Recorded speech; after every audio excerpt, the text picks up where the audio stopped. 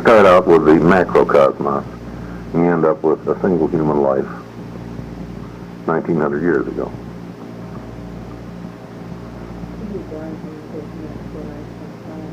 People keep asking me, well, what you do? Well, it's like, what was it, Gladstone asked Faraday what was the value of a storage battery, and Faraday replied to Gladstone, what's the possible use of a newborn baby?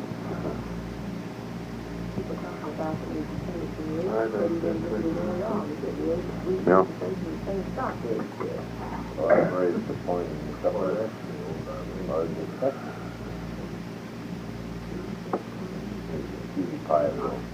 That's it. You're referring to St. Eliot over here? St. Eliot.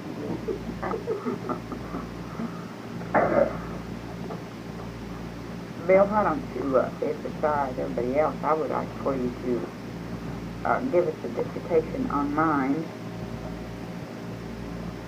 Is it material, spiritual, or are there different phases of it? And I know you've talked about mind 2 or 3 times, but we've talked about it 2 or 3 times too. And there's been some discussions that I think would, no one takes anyone's word for anything. In our group, we save it for when you come down. I'm just like many I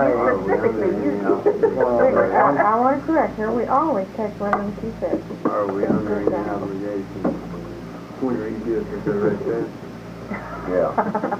She's learned that trick, hasn't she? I want to tell you, I think life will become unbearable for birth between you and George and Clyde now. 3 of you isn't fair. Yeah, that used to be Clyde. I'm open. Oh, I hope you'll get in my corner. Within the next 35 minutes, sir, I must leave at 4 o'clock. We'll try and button this up in 35 minutes. First of all, Mac, let me warn you. The only difference between me and these other folks is my ignorance is better unified than theirs is about what this book teacher says. And it's bigger. First of all, let's get mind in perspective. It's one of 4 realities, the 4 realities, 3 of which exist in quality and quantity, and the 4th, I think we wouldn't be too far off. We thought of it as a qualitative reality. Matter, mind, and spirit are different in quality of reality, and they also may vary, any of them, in quantity of reality. You can measure the gravity action of spirit gravity on spiritual mass, or physical gravity on physical mass, or apparently mind gravity on the mass of mind.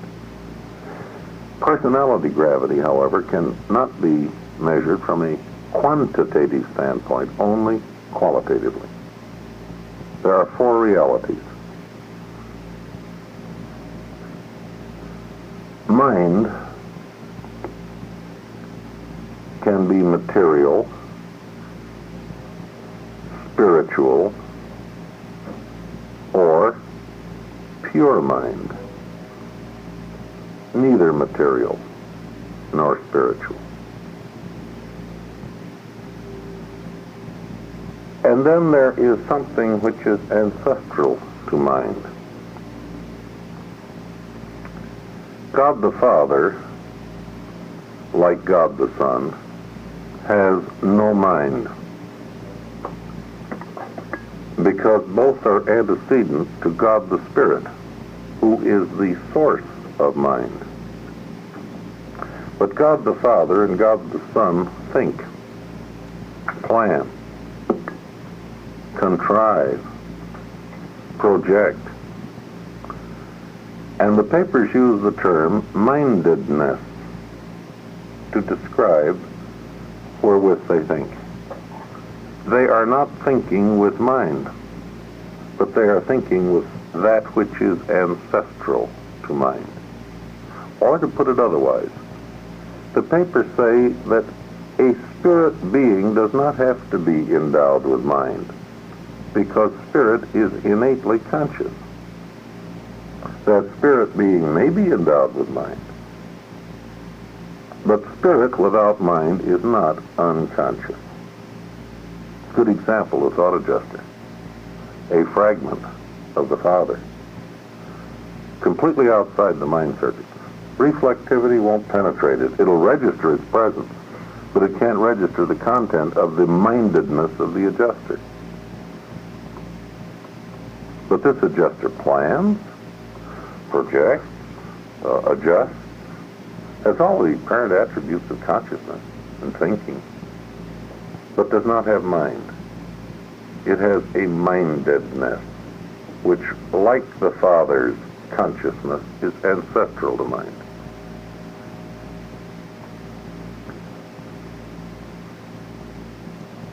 We can feel mind. We think with it. It's not our body. That's material, isn't it? And yet mind is not spirit. Mind can be monstrous. Hitler had a mind. And he planned. And he contrived. Rather nefariously. Mind always tends to dominate matter. The universe is mind planned, mind made, and mind supervised, with the exception of paradise. Because, starting with Havona, what agency created Havona? Conjoint actor. What's the agency through which the Father-Son operated? And ever since then, the physical universe is being run by the indirect creatures of the third source and center. Power centers, power supervisors, master physical controllers, and so on. A physical being has to have mind to be conscious.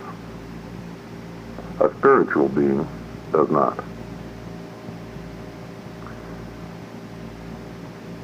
Mind per se is capable of being moral without necessarily being spiritual.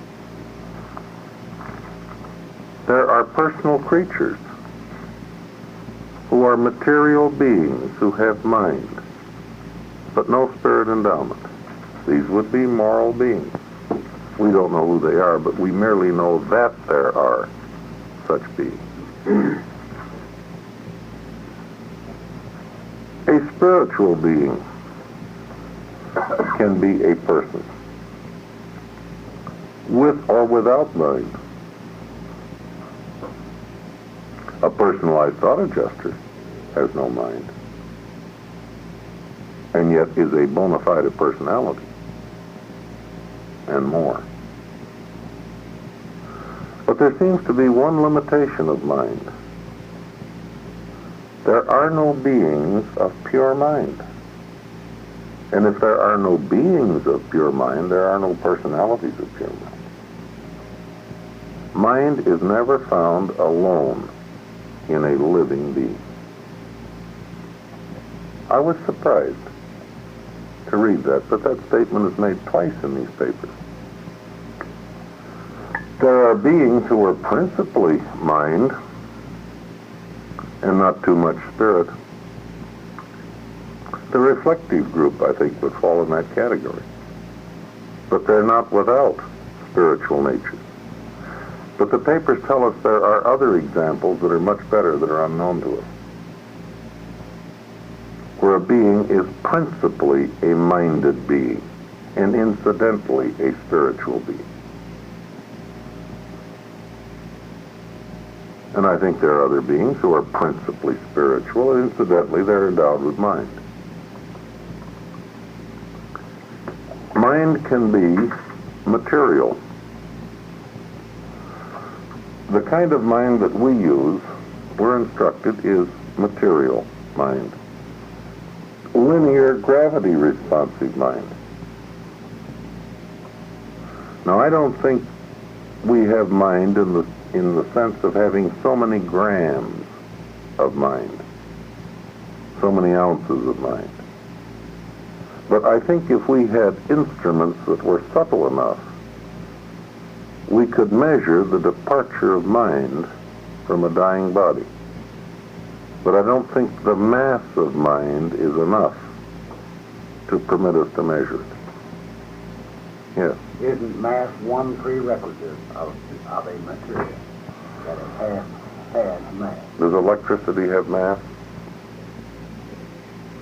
An electron. Does electricity have mass? Does heat have mass? Are you telling me they're minded? No. I'm merely saying that there are physical phenomena. I'm not sure about this. I think mind does have mass, Are they? but I think it's very attenuated mass.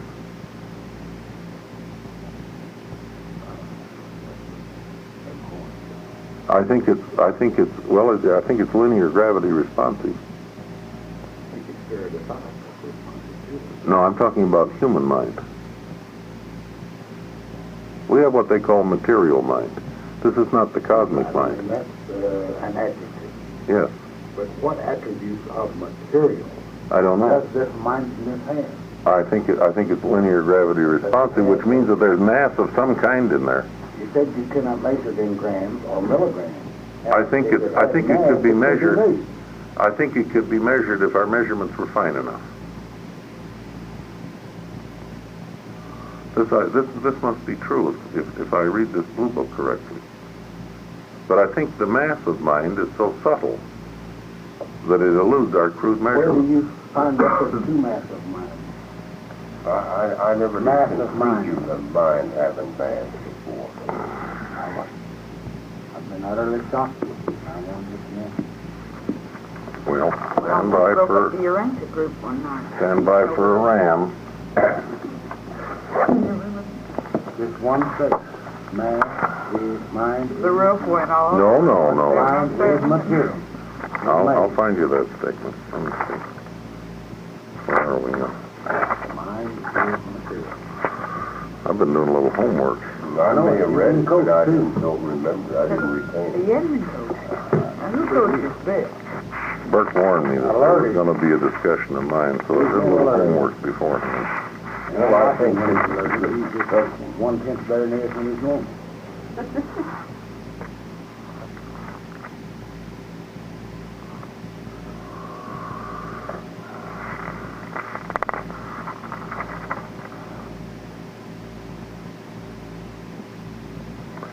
Page 480.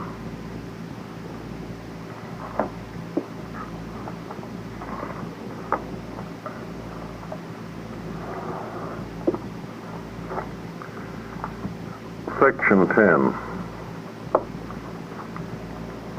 Universal non-spiritual energy systems. Material mind systems. That word material means what it says. Doesn't that mean mind systems are material beings? Nope, It doesn't. I don't think so.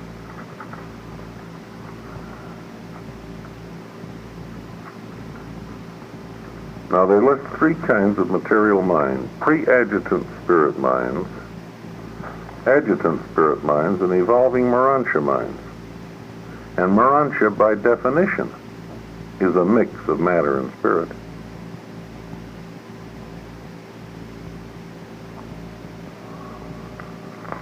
On the next page, they say, linear gravity response is a quantitative measure of non-spirit energy.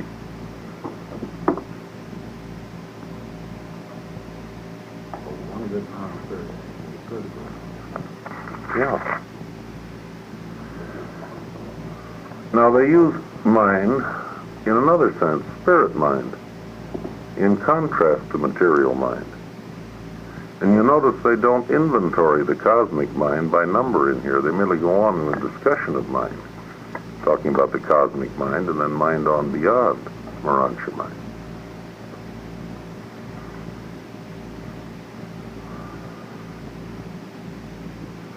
I think mind, Clyde, operates on 3 levels of manifestation: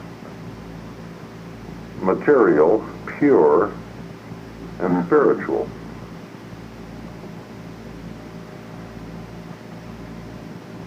Mind, which is a quasi-material circuit. Mind, which is a quasi-spiritual circuit. And mind, which falls in neither category, pure mind, and which follows no material or spiritual law, but is a law unto itself in the universe. That's pure mind. Well, now, is that free mind? No, that's mind. Uh-huh. Material mind, mind, and spirit mind. Mm-hmm. To spell it out very clearly. Well, let's call those green minds, blue minds, and white minds as the adjective before the noun. Yeah. And I cannot see why we have to attribute mass to any of them. Well, I have a feeling. Material aspect. I deduce that human mind is linear gravity responsive Well, what gives you that feeling? because it's material mind, in contrast to spirit mind. No, it is the mind of the material being as in contrast to the mind of a spirit being. Can it not be inferred that would be the connotation? Yeah, you could make that inference. I don't share it. That's the inference I always make. Yeah. I would like to make the inference because the one I make gets me into a lot more hot water. But I'm driven Sure to as it. hell does. Yeah, You I'm have driven no to it. idea. You better believe it, the one you make gets you in hotter water. That's right.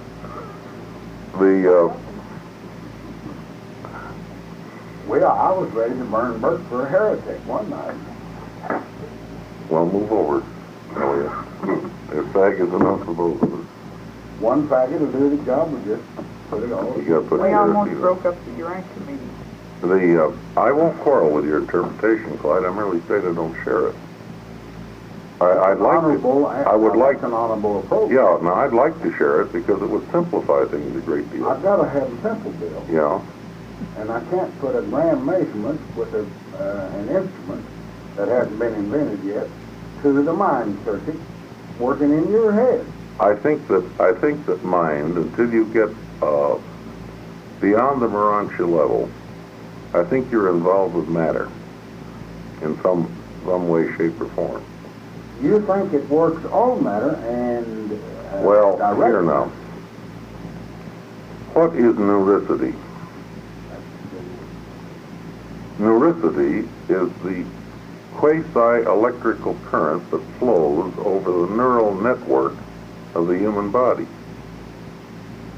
And the best simple definition I know of it is it's slow-moving electricity. It acts much like electricity, but does not have the velocity of electricity. It's comparatively slow. What is that? There is a physical something that travels over the actual nerve. There is a measurable electrical potential in here that stops when you die.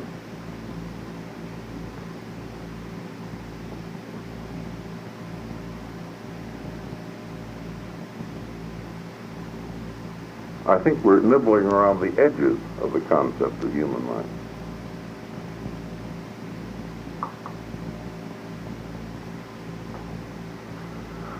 Let's come back to this. Mind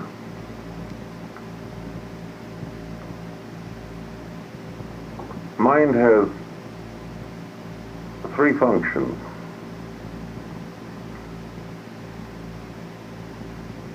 Or is functionally different on 3 levels. In the superuniverses, mind mediates the divergence between spirit and matter. And you have your great statement about power-personality unification. In the evolutionary universes of time and space, energy matter is dominant, save in personality, where spirit, through the mediation of mind, is striving for the mastery. Or to disassemble that sentence, energy matter was here first. Example, Nebadon, the nebula, Andronover, the nebula, got started over 500 billion years before Michael arrived out here to whip it into a local universe. Matter energy was here first. Now, how can order be brought out of chaos? Mind can dominate matter. Example, the human race is slowly whipping nature on this planet. A pipeline is like an artery. A telegraph wire is like a nerve. We're slowly remaking this planet in man's image. Someday we'll control weather, I believe. How can spirit dominate matter? Not directly. Spirit doesn't touch matter at any point. Only mind touches matter. Why is it that only in personality can spirit strive for the mastery? Because only in personality do you have the power of choice, which can subject matter dominating mind to spirit leading. Why should it do this? Because otherwise mind can't win the victory. Can we prove this? Yes. Look at the world today. Man's mind has unlocked too damn many of the secrets of nature. This mind is not spirit dominated, and we are afraid. We have unleashed more physical power than we have developed the spiritual, ethical, and moral principles to control effectively. And I do read things about shelters and fallouts and other tokens of apprehension, fear. Now that's the function of mind in time and space, to mediate the divergence between energy, material energy, and spirit. How does mind function on Paradise? On Paradise, there is no such divergence. On Paradise, you take your ammeter, voltmeter, and you plug it into the central aisle, and you get a reading. Now, no disrespect meant, but if you could plug it into the eternal sun, the same instrument would give you the same type of reading. And so would the Universal Father. The spirit manifestation of the eternal sun and the physical energy manifestation of the eternal isle are exactly the same. The only difference between the two is one which you intellectually supply. Monota comes from Paradise, and Paradise spirit comes from the sun. But your ammeter, voltmeter can't distinguish in its reading. So mind on Paradise has no divergence to mediate, does it? It has a different function.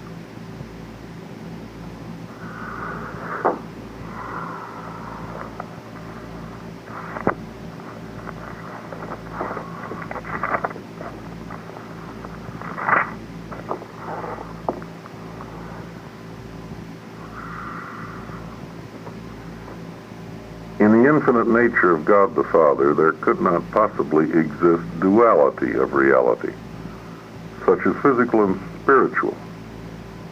But the instant we look aside from the infinite levels and absolute reality of the personal values of the Paradise Father, we observe the existence of these two realities and recognize that they are fully responsive to his personal presence.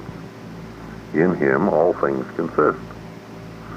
The moment you depart from the unqualified concept of the infinite personality of the Paradise Father, you must postulate mind as the inevitable technique of unifying the ever-widening divergence of these dual universe manifestations of the original monothetic oneness, creator personality, the first source and center. Mind on Paradise is a third reality, but it does not function as mind functions in time and space. What is mind like in Havona? It's a good thing I did my homework.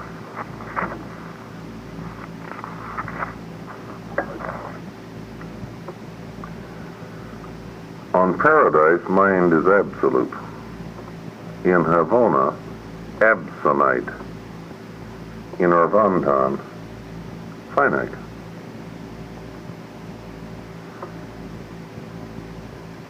Havona mind is sub-absolute, but super-evolutionary. Being existential, experiential, it is nearer the absonite than any other concept revealed to you. So Havona mind is really not absonite, is it? But they're picking the word that comes the closest. And then they warn us, please don't apply this label without some reservations. It's existential, experiential mind.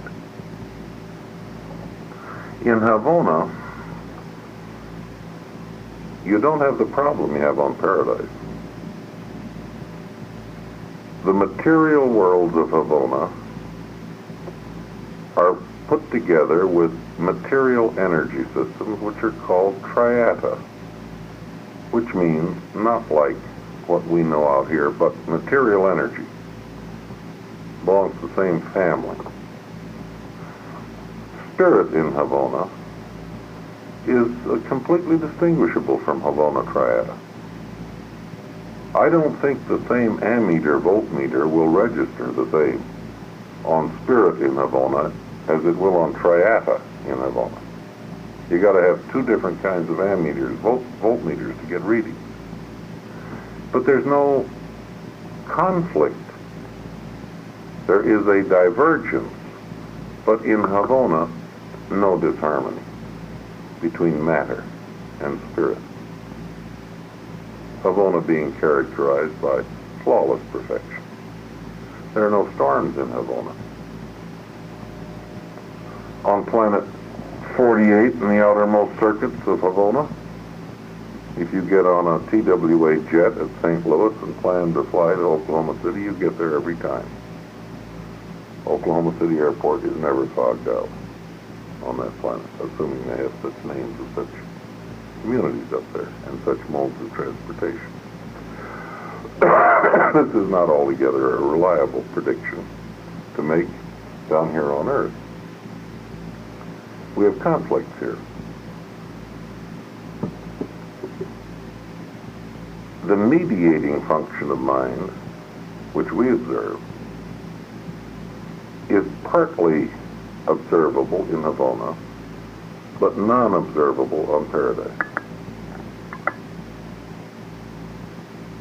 We can see out here, we can feel out here, that mind intervenes between the values of spirit and the facts of matter.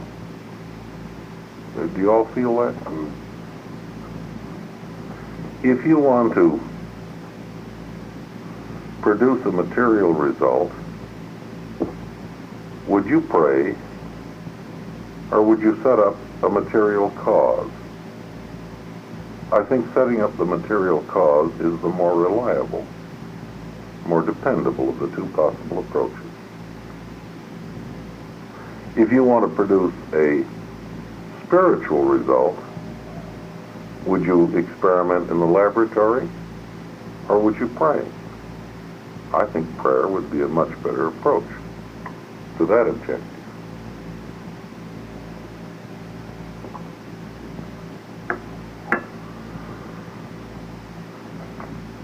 Since we have mind, we can study matter. And if we don't take it too far, it's pretty comprehensible. But as we pursue matter to its ultimate, matter itself becomes a little hard to explain, doesn't it? For example, I'm instructed that it's possible to determine either the position or the velocity of an electron, but you cannot determine both concerning the same electron at the same time. Now, I accept that scientific statement with some faith because I've read it more than once, but I really don't understand why you can't any more than I fully understand the Trinity. But most observers of the small particles of matter, they all agree you can't do this. But why can't you? Why can't you find out where it is at the same time that you find out how fast it's moving? There's a scientific problem. It's a little hard to explain, isn't it? Mind can observe matter, but mind can hardly observe spirit directly. Mind, in a sense, is a higher order of reality than matter. And I visualize spirit as being a higher order of reality than mind, and personality as being the highest order of reality. Is matter conscious unless you add mind? Even living matter? Where could we find such living matter? In the laboratories of the life carriers. They activate mindless protoplasm for experimental purposes, working out their formulae for life implantation. So that living protoplasm is not conscious. You have to add mind to living matter to produce consciousness. Could you have such a condition where you could have a conscious material being who had no personality, no spirit endowment? I think a Frendeling could be a pretty good illustration.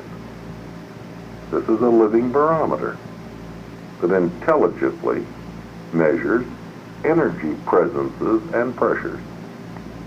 This is a piece of living machinery. No spirit endowment, absolutely no choice, just an intelligent barometer.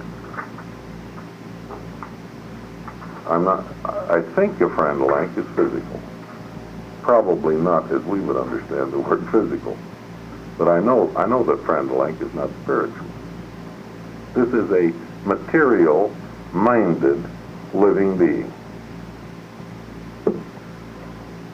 But you don't have to add mind to spirit, do you? Spirit has an innate mindedness, with or without the being encircuited in a mind circuit. But is spirit personal? No.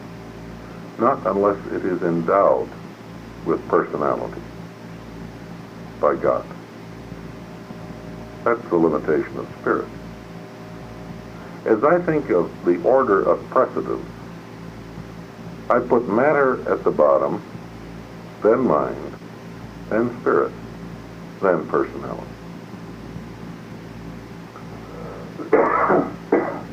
But personality has its limitations. It can never be manifested all by itself, can it? It must always have a living vehicle to ride. That could be a spirit being. That could be a mind-spirit being. That could be a material mind being. Or a material mind-spirit being. But never a mind being. Always you find a limitation here in each one of these qualities. They need something else. Even the highest order of reality needs some kind of energy. Spirit energy, spirit energy, spirit mind energy, material mind energy, or material spirit mind energy in order to be a living personality. Question. Page 142. Mortal man has a spirit nucleus. Yeah. The mind is a personal energy system existing around a divine spirit nucleus and functioning in a material environment. Such a living relationship of personal mind and spirit constitutes the universal potential of eternal personality. Now we're getting free of these realities. Sure you are. Man is a mind, matter, spirit, personal creature. Real trouble, lasting disappointment, serious confusion, fateful death can come only after self-concept presumes fully to displace the governing power of the central spirit nucleus, thereby disrupting this cosmic scheme of personality identity. Now, prior to this, page 135, it says the human personality is not merely a concomitant of time and space events. The human personality also acts as the cosmic cause of such events. Sure, you play poker within the limitations of the situation. Our problem in visualizing... This is a use of mind. Yeah. Mind is a tool that you have.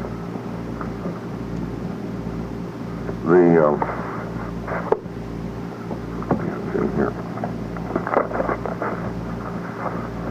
Let's consider mind as a tool.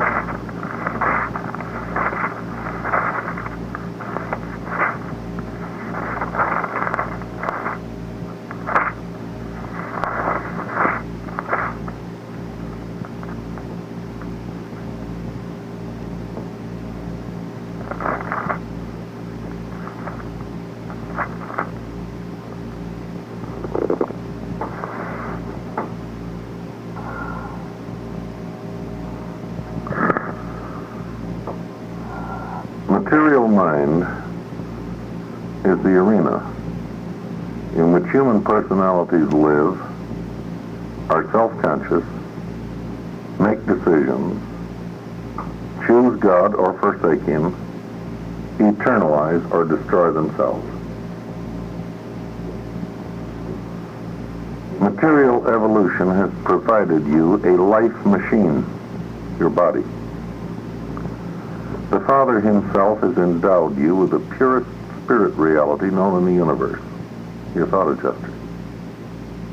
But into your hands, subject to your own decisions, has been given mind. And it is by mind that you live or die. It is within this mind and with this mind that you make those moral decisions which enable you to achieve a juster likeness, and that is God-likeness. 12:16. Mortal mind is a temporary intellect system loaned to human beings for your use during a material lifetime. And as they use this mind, they are either accepting or rejecting the potential of eternal existence. Mind is about all that you have of universal reality that is subject to your will. And the soul, the Morantia self, will faithfully portray the harvest of the temporal decisions which the mortal self is making. Human consciousness rests gently upon the electrochemical mechanism below and delicately touches the spirit Morantia energy system above the soul. Of neither of these two systems is the human being ever completely conscious in his mortal life. Therefore must he work in mind, of which he is conscious. And it is not so much what mind comprehends as what mind desires to comprehend that ensures survival. It is not so much what mind is like as what mind is striving to be like that constitutes spirit identification. It is not so much that man is conscious of God as that man yearns for God that results in universe ascension. What you are today is not so important as what you are becoming day by day and in eternity. Mind is the cosmic instrument on which the human will can play the discords of destruction, or upon which the same human will can bring forth the exquisite melodies of God identification and consequent eternal survival. The adjuster bestowed upon man is, in the last analysis, impervious to evil and incapable of sin. But mortal mind can actually be twisted, distorted, and rendered evil and ugly by the sinful machinations of a perverse and self-seeking human will. Likewise can this mind be made noble, beautiful, true and good, actually great, in accordance with the spirit-illuminated will of a God-knowing human being. Evolutionary mind is only fully stable and dependable when manifesting itself upon the two extremes of cosmic intellectuality, the wholly mechanized and the entirely spiritualized. Between the intellectual extremes of pure mechanical control, an animal, and true spirit nature, there intervenes that enormous group of evolving and ascending minds whose stability and tranquility are dependent upon personality choice and spirit identification. But man does not passively, slavishly surrender his will to the adjuster. Rather does he actively, positively, and cooperatively choose to follow the adjuster's leading, when and as such leading consciously differs from the desires and impulses of the natural mortal mind. The adjusters manipulate, but they never dominate man's mind against his will. To the adjusters, the human will is supreme, and they so regard and respect it, while they strive to achieve the spiritual goals of thought adjustment and character transformation. All set? Mind is your ship. No, but the adjuster is your pilot. The human will is kept. I like that relationship. Ship, captain, and pilot. The master of the mortal vessel should have the wisdom to trust the divine pilot to guide the ascending soul into the Morantia harbors of eternal survival. Only by selfishness, slothfulness, and sinfulness can the will of man reject the guidance of such a loving pilot and eventually wreck the mortal career upon the evil shoals of rejected mercy and upon the rocks of embraced sin. With your consent, this faithful pilot will safely carry you across the barriers of time and the handicaps of space.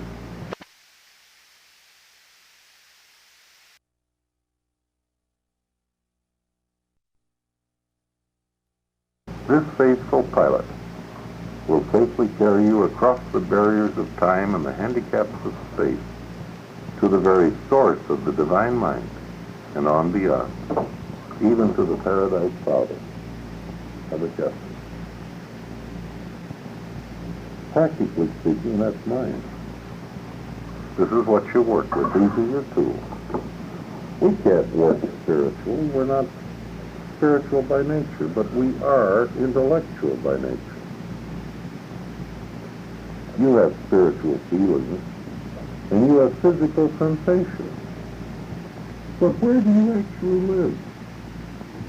About 2 inches behind here, don't you? About 2 inches behind here, don't you? Feel yourself. Where are you? It's somewhere in the skull, right? How much do you know about your body? Not too much. You're not too conscious of digestion, only indigestion. That's true. Do you know what's going on in your automatic nervous system? No. You get certain pain sensations, certain comfortable, uncomfortable sensations, sensations of fatigue.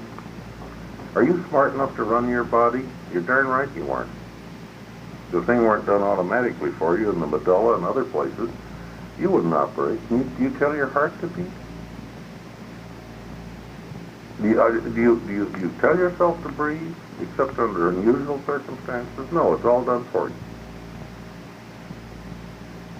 We don't know much about this body. If we did, we wouldn't have physiology, the medical profession, or anything else. We'd understand our body and repair it. You don't know much about your soul or spiritual things, but you live in mind. And that, to me, these are the tools we've been given to work with. This is about all we have of cosmic reality that has really been subjected to the control of our will. We can extend our minds through tools, through science. We can extend our dominance over the physical world through prayer, through worship, through acts that are good. We can extend, I guess I want to say inward, closer to the adjusted. This is the inward extension of man, which should counterbalance the outward extension of man. And if we keep these two in balance, we're safe. If we get them out of balance, we're in trouble. You see, again, they're talking about mind is safe only when it's in bondage to matter or has affiliated with spirit.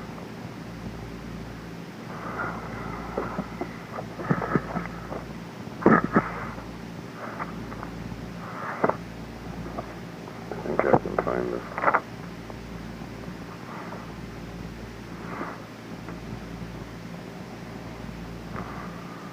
Yeah, it's in the section of paradise.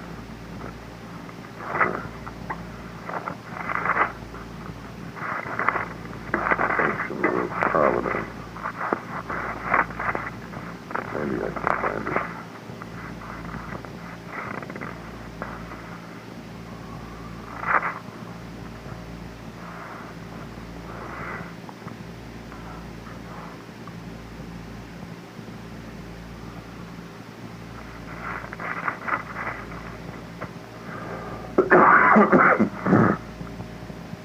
This goes into will again and mind.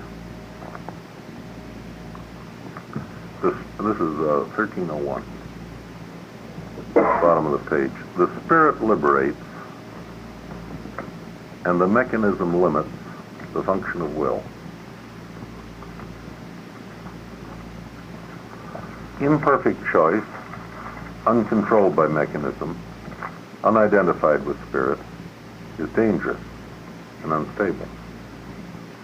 Mechanical dominance ensures stability at the expense of progress.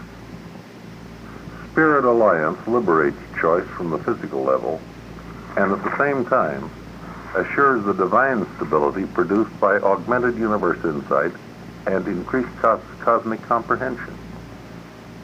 The great danger that besets the creature, and this is right where man is today, the great danger that besets the creature is that in achieving liberation from the fetters of the life mechanism, he will fail to compensate this loss of stability by effecting a harmonious working liaison with spirit. Creature choice, when relatively liberated from mechanical stability, may attempt further self-liberation independent of greater spirit identification. When man is in bondage to nature, he has no problem. He spends all his time trying to eke out a living, fill his belly. He's on the beam. The whole principle of biologic evolution makes it impossible for primitive man to appear on the inhabited world with any large endowment of self-restraint. Therefore, it is the same creative design which purposed evolution likewise provide those external restraints of time and space, hunger and fear, which effectively circumscribe the sub-spiritual choice range of such uncultured creatures. As man's mind successfully overrides increasingly difficult barriers, this same creative design is also provided for the slow accumulation of the racial heritage of painfully garnered experiential wisdom. In other words, for the maintenance of a balance between the diminishing external restraints and the augmenting internal restraints, morals, ethics. The slowness of evolution, of human cultural progress, testifies to the effectiveness of that brake, material inertia, which so efficiently operates to retard dangerous velocities of progress. Thus does time itself cushion and distribute the otherwise lethal results of premature escape from the next encompassing barriers to human action. For when culture advances overfast, when material achievement outruns the evolution of worship wisdom, then does civilization contain within itself the seeds of retrogression. Blow ourselves up. And unless buttressed by the swift augmentation of experiential wisdom, such human societies will recede from high but premature levels of attainment, and the dark ages of the interregnum of wisdom will bear witness to the inexorable restoration of the imbalance between self-liberty and self-control. The iniquity of Caligastia was the bypassing of the time governor of progressive human liberation, the gratuitous destruction of restraining barriers which the mortal minds of those times had not experientially overridden. That mind, which can effect a partial abridgment of time and space, by this very act proves itself possessed of the seeds of wisdom, which can effectively serve in lieu of the transcended barrier of restraint. Think how long it was that the oak barrier determined human velocity. Man didn't move faster than a horse. That's the oak barrier. Now we've cracked the sound barrier. Excuse me, folks. Take off. We sure hate to see you go. Leave, I'll tell you. For sure. Bye, George. Likely. So glad you could come for a while, George. Well, I'm happy I could too. Well, listen, I wish that darn George. Wish that darn radio station had done about it. Hello, Mary Kay. Greetings. Hi. Glad you could come. Well, I am too. Don't tell Dan James that I take two. I never leave without taking two. And an extra But George, you came me one night because I picked up the second chance. Well, that's good. I sure did. Yes, they sure did. They what? They what? You came me one night because I picked up two That's chances. because they've been playing. Who did? Oh, the whole gang. Oh, shoot. Bye, George. That's right. You included me when you said that. Well, you were in the gang. I didn't see him. I could have took one but That's right. Lucifer similarly sought to disrupt the time governor operating in restraint of the premature attainment of certain liberties in the local system. A local system settled in light and life has experientially achieved those viewpoints and insights which make feasible the operation of many techniques that would be disruptive and destructive in the pre-settled eras of that very realm. As man shakes off the shackles of fear, as he bridges continents and oceans with his machines, generations and centuries with his records, he must substitute for each transcended restraint a new and voluntarily assumed restraint in accordance with the moral dictates of expanding human wisdom. These self-imposed restraints are at once the most powerful and the most tenuous of all the factors of human civilization, concepts of justice and ideals of brotherhood. Man even qualifies himself for the restraining garments of mercy when he dares to love his fellow men, while he achieves the beginnings of spiritual brotherhood when he elects to mete out to them that treatment which he himself would be accorded, even that treatment which he conceives God would accord them. An automatic universe reaction is stable and in some form continuing in the cosmos. A personality who knows God and desires to do his will, who has spirit insight, is divinely stable and eternally existent. Man's great universe adventure consists in the transit of his mortal mind from the stability of mechanical statics to the divinity of spiritual dynamics.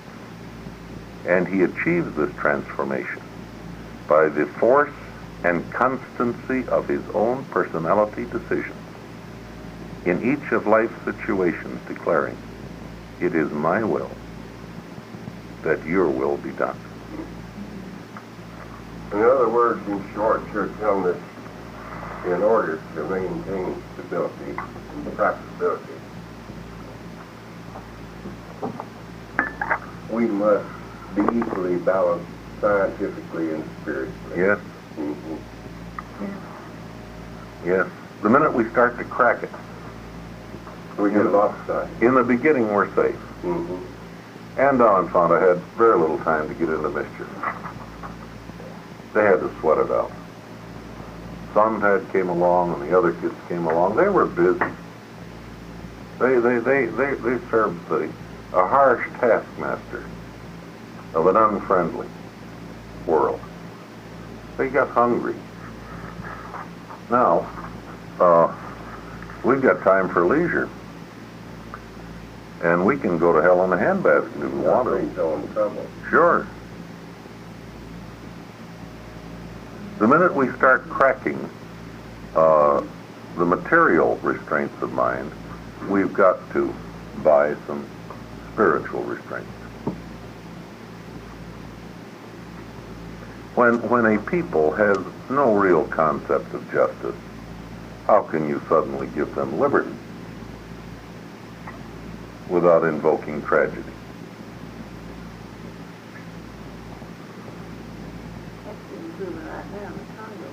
Yes. Yes. How can you ask people to cast the ballot who have no education? This experiment in a republic, and remember that to the founding fathers of this country, the word democracy was a dirty word. Don't ever forget that. This experiment in self-government worked because, good heavens, we rested upon all the evolution of constitutional government in England. And this was our springboard. And without that background, no group of men could have sat down in Philadelphia and have ever written a constitution such as we have. It's certainly not perfect, but it's lasted a long time. It's worked rather well. Might have had some help. Oh, I'll lay odds they did. I'll lay odds they did. This I believe. There's Seraphim of Nation Life here. And this was a great new experiment in Nation Life. And don't you think that the planetary Seraphim of Nation Life weren't concerned in that Philadelphia operation? In addition to the individual. Sure. That's right. Oh, they picked men that wanted to do this, but I'll bet dollars to donuts many may they helped them. They helped them. It's the first time in the history of this world that government was clearly articulated into its three branches. And they tell us that's the way they run the universe. They have three branches.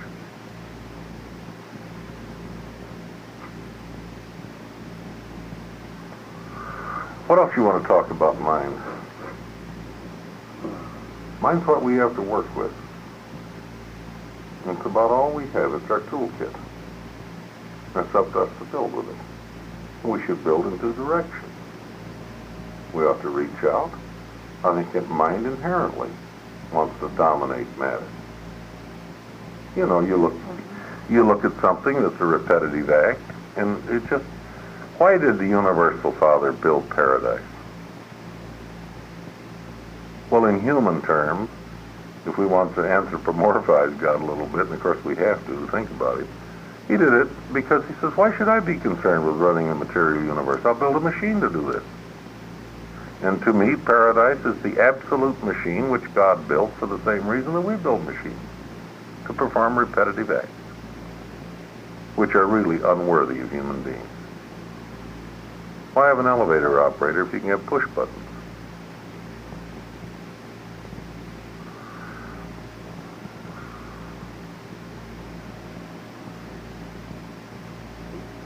You know, there was these restraints, there's an awfully good book. If you want to get it for your library, it would be worth buying. You'll have trouble getting it. It's called The Principles of Power. It was written back in the 30s by an Italian historian called Guillermo Ferraro, William Ferrar in English. I met his nephew, who's a physician in Ohio now. And Guillermo Ferraro was kicked out of Italy by Mussolini. And he was writing in Switzerland. Have you read it? I've read the lecture. Mm-hmm. He offers several interesting concepts of government. But he points out that the thing that makes a representative government work is something stronger than steel and more tenuous than clouds. It's trust. Mm-hmm. The lack of fear. So that no matter which side wins, you don't take to the hills with your friends and 10,000 rifles and 100,000 rounds of ammunition and build for the revolution. You might have some reprisals if you're a paving contractor and your party loses, but they're economic. They're not personal. Your life isn't in jeopardy. Your property isn't in jeopardy. But how did this trust evolve? Do you suppose that credit cards would work in Malaya? I'm not so sure they would. They work pretty well over here. We trust each other. Our whole system of credit is based on the fact we've learned to trust. Our whole government's based Our on whole system trust. of credit is based on greed. Yes. Yes. Well, Where's the handle I now? see your idea. But the fact that people are willing to take your signature, Mm-hmm. by and large, we've learned to be honest, Wilma. In the last few years, it has gotten down to the point of greed of the sellers that induces people to use credit. Well, I didn't mean that so much as I meant the fact that you can sign your name for something, like a check. I know what you mean, the trust, too. Yeah, I'm not talking about the installment plan stuff. Pardon me for the same word applies. You can buy cemetery lots now, you know. On time? Yeah. No way. Practically no in. No way. That isn't greedy, Is Wilma. that sort of a layaway plan? Well, we'll dig you later. And he trusts you'll show up, is it? No, you folks. give green stamp? No, but I've been thinking about it.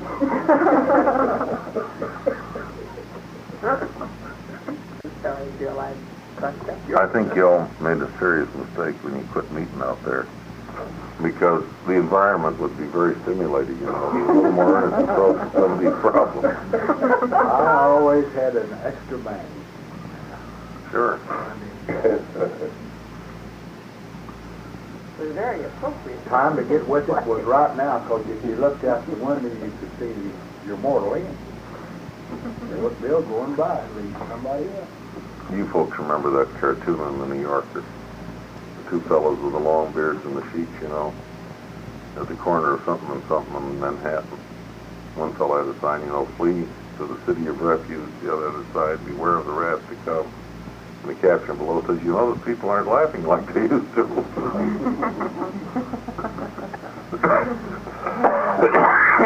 I read a quirk the last day that the grieving that goes on after a funeral is not necessarily because of the departed one, it's just that we realize that is soon to be our end too. That's why you grieve. Mike, do you have some things you wanted to ask Bill? I did. I forgot them now. I can't control the conversation.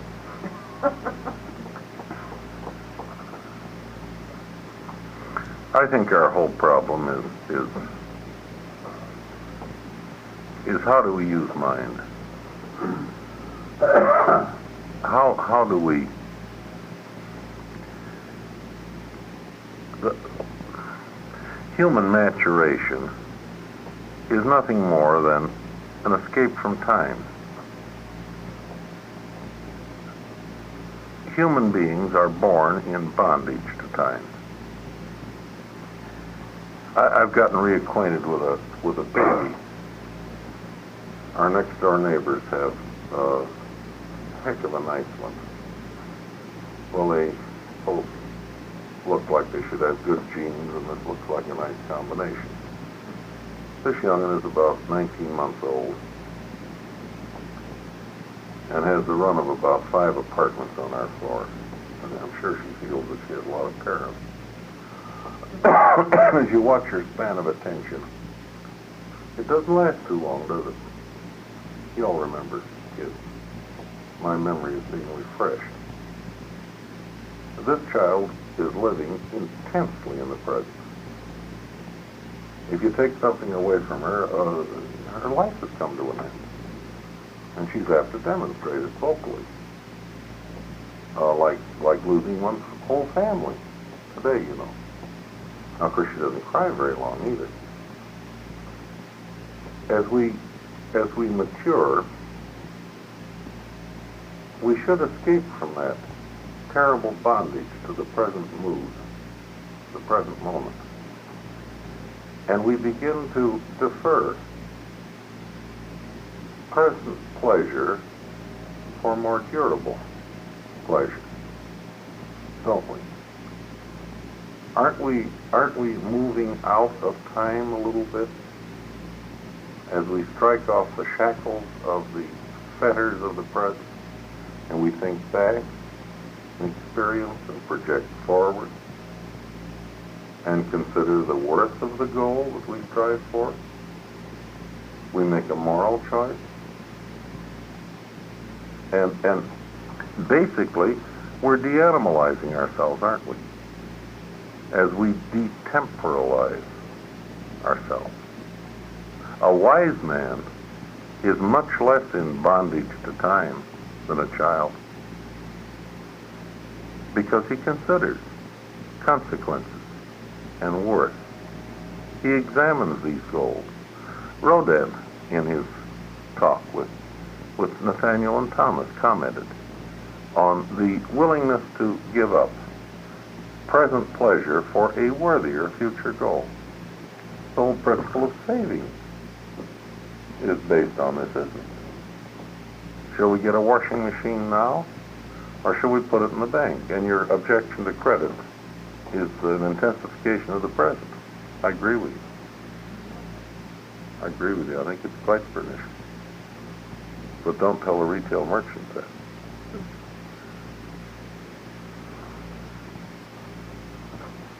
Shall I look at TV or get my homework done? The burning question of the teenager.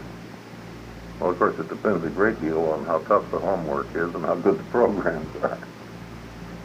They suffer too nowadays because of this much work and feel at home that they don't have time for anything. Yeah.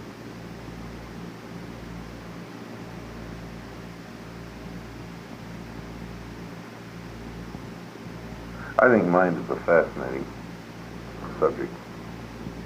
Someday we ought to make a write-up on it, don't you think? I haven't got this one done yet. if I ever get to write a study of reality, mind is a subject to study. It's Gaussian. Oh, yeah. And it is a fascinating one because it is one that you got the one. Sure. All That's right. of our present. That's all.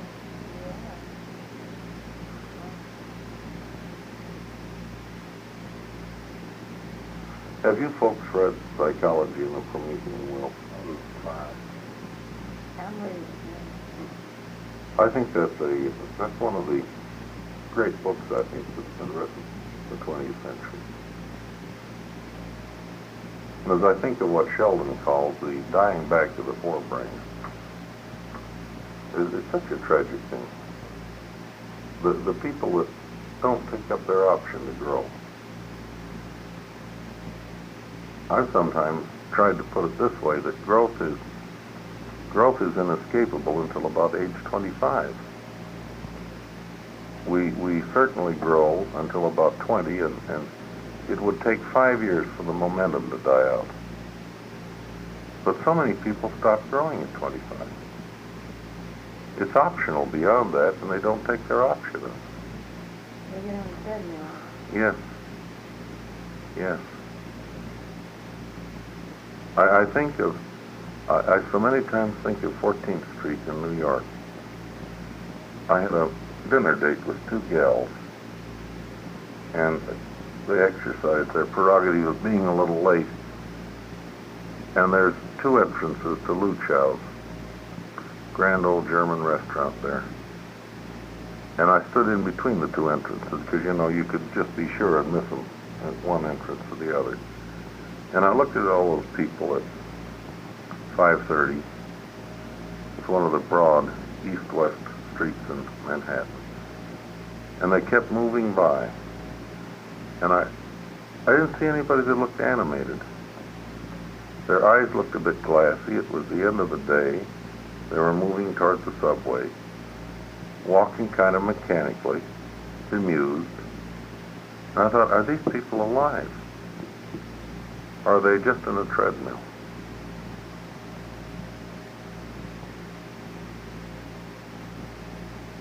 I was talking to a businessman, and we were out on the Michigan Avenue Bridge in Chicago, and he was yakking away, and it was a spring day. And I said, do you ever stop and look at the beauty of this city? He said, what do you mean? Well, I said, come on over here, let's lean up against this balustrade. And we looked up at the Tribune building and the old Medina building, the Sheraton Hotel, towering up against an unbelievably blue sky. I said, look at those colors. I said, they're here. If you'll stop and look at them. I said, isn't that a pretty girl walking by?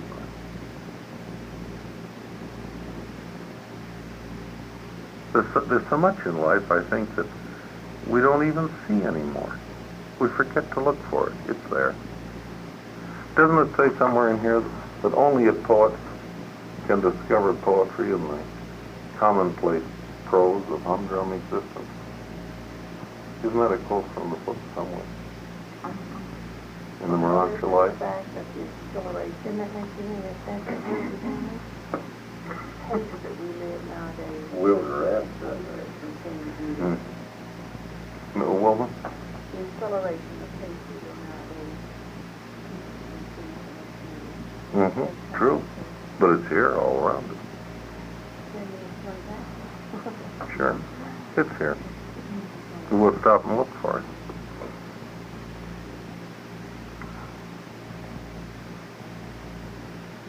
I don't even pass up Mary Catherine down at the end of the table. See, I'm watching her out of the corner of my eye. You can drink in beauty anywhere.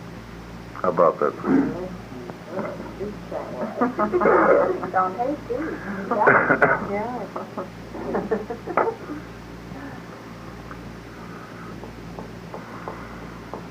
What else you want to talk about? You threaten me with a trinity. Well, I'm afraid that I'm going to have to go too. My wife's been missing at home. She wants to go to the grocery store. And then there's one of the committees being able to do that. You may have her go Yeah, I have to babysit while she goes to the grocery store. Still, I thoroughly enjoy it. Looking forward to the next time. I'm trying. And always take anything I say with a grain of salt. My ignorance is just better unified than yours. I think that statement's going to stick with you. I'll be trying to unify my ignorance. All right, I'll see you Wednesday unless you find people. You hope that, Wednesday. you get a pencil and pen to go out. Don't shortchange yourself, one pass and that's what I believe. Well, I'll just do that with mine.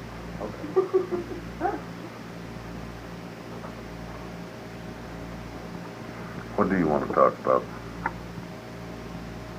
I want you to reread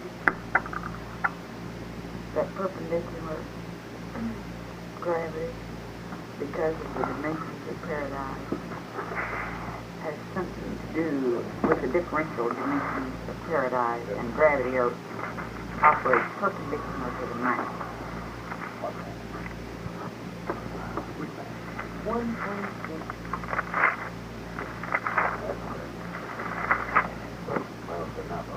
That very nice paragraph there in section 8.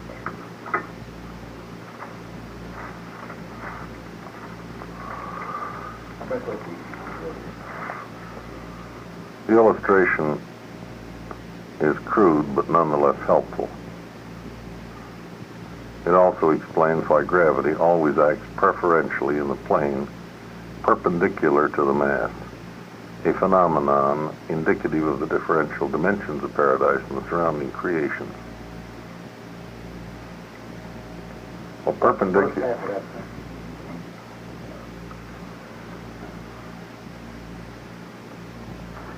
What does perpendicular mean? At right angles to a surface, right? When you stand up here on Earth, do you stand at a 45-degree angle? Or do you stand at a 90-degree angle in relation to the surface you're standing on? At one point on this globe, you're at 90 degrees. Well, where you are, I mean. Now, if gravity did not act perpendicularly, then I would stand at a slant, or this way, or that way. But the fact that it's easy to stand straight up tells me gravity is pulling me directly toward the center of the Earth, isn't it?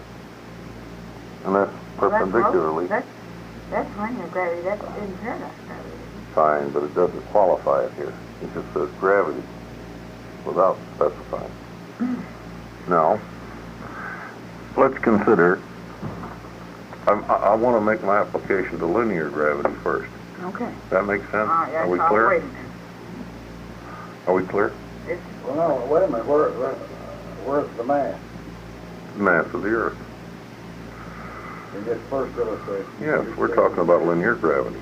And we're observing the fact that we stand straight up and not at any angle. Unless we have a slip disc, in which event you stand at a certain angle. But that's because of pain makes you resist that gravity. Standing on board a ship talking. Yeah. Now, a plumb line hangs straight up and down. That's a better illustration. And that's true regardless of the ship. Now, in the case of paradise, I think you have more gravity horizontally than you have vertically. You know you do. There's no gravity being exerted in the top part of the hourglass right now. There's nothing to pull of. Huh? Yeah, nothing to pull of. So that's obvious. It's horizontal. But the function of paradise gravity moves out like this and not like this.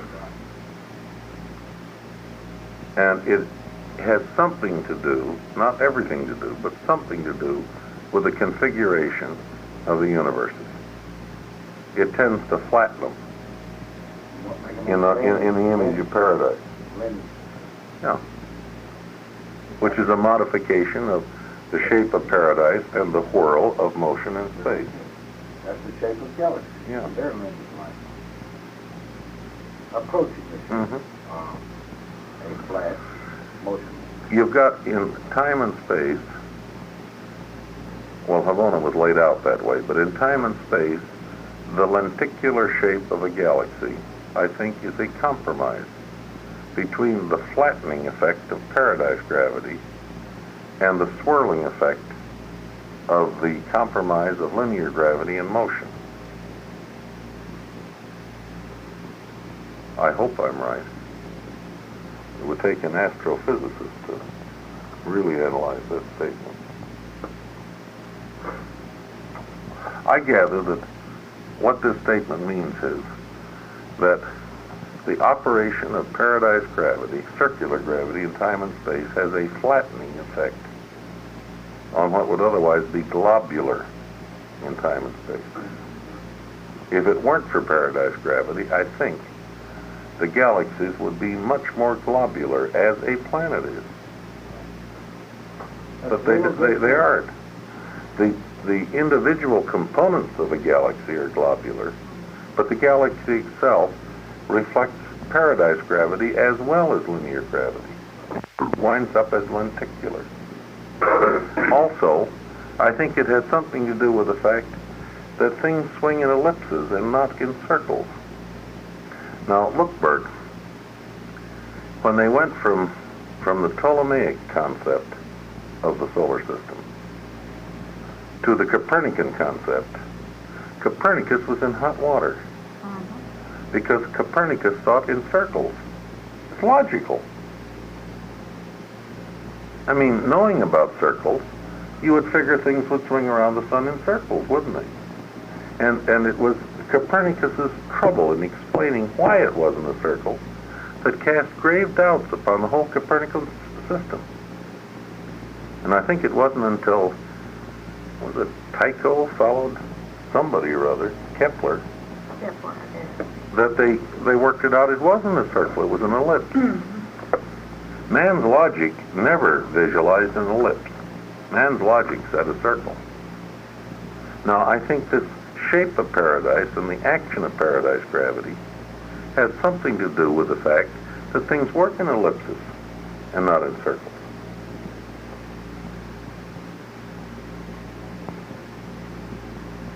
Of course, you've got the whole structure of space there, too. The layout of space is elliptical and not circular. It's only roughly circular. It's actually elliptical. And of course, if paradise were not this shape, you wouldn't have any directions, would you? No, and I like that absolute north. Yeah. Absolute north. That would be the only You'd have an up-down. But if paradise were circular, you'd have no way of knowing which way was north. But since paradise is elliptical, and since the energy outflow at one end is greater than the other end, you could define north as that end of the ellipse which has the greatest energy outflow. Without being I asked Todd that question the other night, and he couldn't answer. I told you the same thing, and you didn't believe it. You get absolute direction. You didn't say it in those words. I'm not smart as Bill is, and I said, they know it because more energy comes out up at the north. And he said, well, how do you know that more energy comes out? I Hey, think so. that's not. How do you know it's north? By definition. Now, see, I wasn't smart enough to say by definition. Meaning they look. When you look at a storage battery,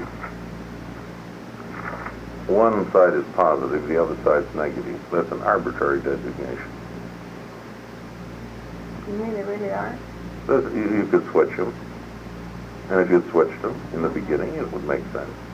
Just as much as in accounting. You could switch the functions of debit and credit. But the minute you define a debit as something which increases cash and decreases liability, then you define a credit as having the opposite function in the field of accounting. By definition.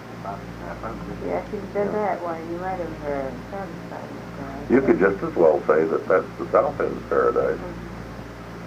That's In all which hard event to you know. still have absolute direction. That's all Just hard how to- do you define it? You know, it's north.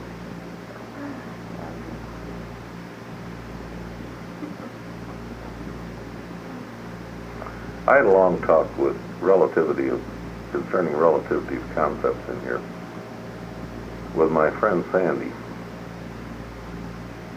These papers oversimplify the cosmos.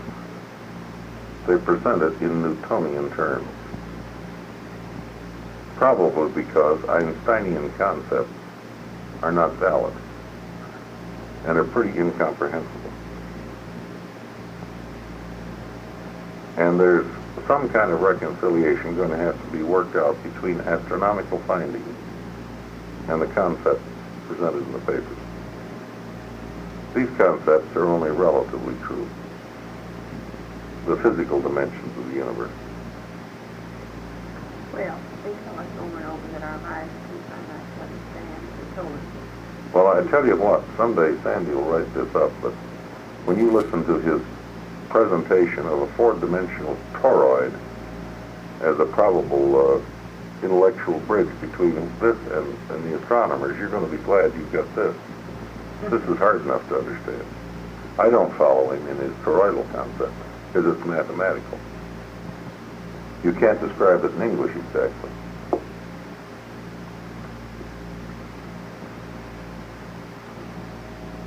Does that make sense, Bert? Perpendicular to the mass? Well, that makes sense, but it just doesn't, I mean, everything you said makes sense. To me, it I means just that don't see circular how gravity has science a flattening impact on the tendency to form spheres in time and space.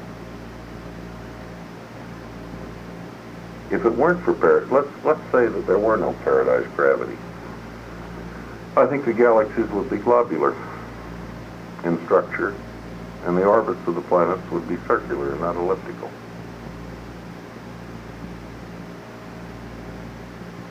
God knows I can't prove that, but I suggest It also explains why gravity always acts preferentially in a plane perpendicular to the mass, a phenomenon indicative of the differential dimensions of paradise in the surrounding creation. Why is it that the galaxy, a galaxy, crudely duplicates the shape of paradise? Say it again. Why is it that a galaxy crudely duplicates the shape of paradise? Its horizontal dimensions are greater than its vertical dimensions, and undoubtedly it's elliptical. And its greatest drawing power is at right angles to its line of mass. Yeah. Bert, if you use the word mass and put it in... Big. No. If you're talking about linear, it's our planet. Yeah. You put the word mass in conjunction with the type of gravity you're thinking about. Paradise You shift gravity. that word mass in Yeah. your... I've tried to hook it on to one or the other, and it doesn't work. You've got to shift it. That's They're right. two different ones. Yeah. Yeah. Two different masses. Mhm. Yeah. I think I see their statement refers to gravity in general. Oh, Yeah. the statement is clear as it should be. Oh, it's as that big as it can be, but boy, you've thrown a lot of light on it. I got a feeling too, Clyde, it might even apply to the binding force of the atom.